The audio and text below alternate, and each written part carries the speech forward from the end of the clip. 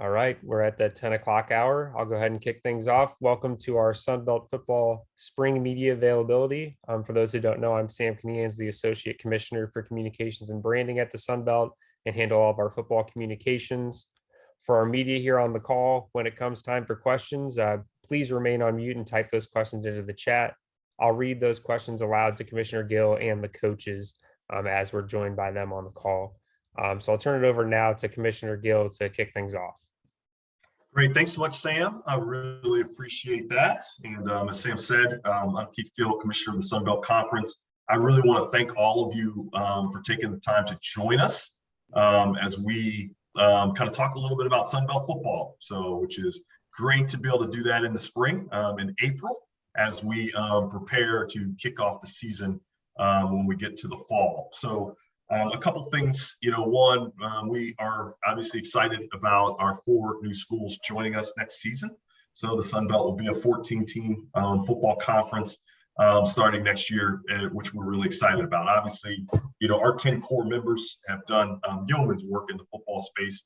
We are so excited about the momentum that we have and the quality of the football that has really come from our league. Certainly, and if you look at, what Louisiana and App and also Coastal have done over the past 2 seasons as it relates to national rankings, college football rankings, big wins. It's really been quite incredible in that regard. And certainly, our other programs are doing really good things in the football space. And so when we add Marshall, Old Dominion, James Madison, and Southern Miss to that mix, it's going to create really some exciting football. So we're really excited that all of that has been worked out in a way that it will occur in the fall of 22. So we're excited for that.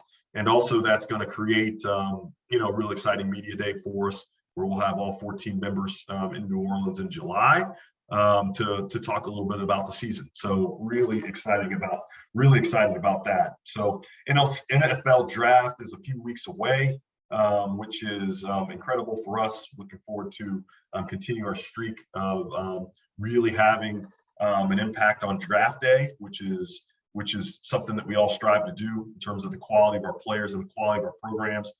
And that's going to be reaffirmed, obviously, again in April as we walk through our draft day in that regard. And then we're, obviously excited about our partnership with ESPN, and that continues to grow, continues to create visibility for us. And we have such a strong working relationship in that regard. So lastly, I will just point you to all the football content that's on Sunbelt Football 365, our kind of one-stop shopping for Sunbelt football. And then also, we have a football-specific Twitter account, which is Sunbelt FB. So please feel free to follow us there.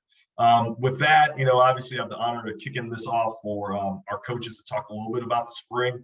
Obviously everyone has high expectations. We've got a lot of quality returners and quality players coming back in the spring. And so we're just really excited about Sunbelt football.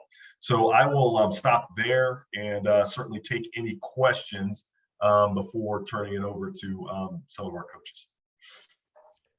So for those media that just joined us, any questions, please type those into the chat, and then I will read those aloud for Commissioner Gill.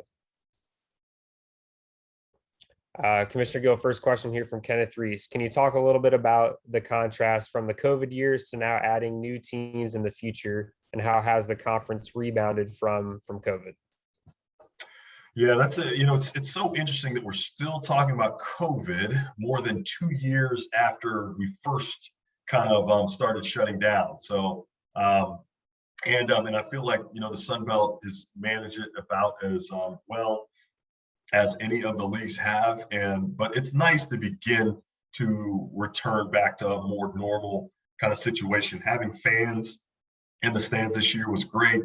Obviously, bands are such an important part of college sports, and so getting back to having a more normal kind of environment with band and cheer and fans has been tremendous. Obviously, we're still using COVID mitigation strategies because the virus hasn't gone yet, and certainly still has a few things that it is yeah, it's just, COVID is still there. So we're not completely out of the woods. We're still meeting with our COVID-19 advisory panel. We are still kind of taking the virus very seriously, but we are excited that we are getting back to a more normal kind of set of operation, and look forward to the fall of 22 when we take an even a bigger step forward in that regard. Keith, our next question is from Brad Bobo. What needed to happen for you to feel confident that the new members would be able to play in the league this fall? Yeah, great question, Brad. So certainly appreciate you being on. And it really was about the schools and Conference USA working it out. We really didn't play a role in that. We weren't encouraging them to move early or any of that. It really was working that out with Conference USA. So we really were on the sidelines as that process worked through, and it was about them coming to an agreement on a resolution to create an opportunity for them to join in the fall of 22.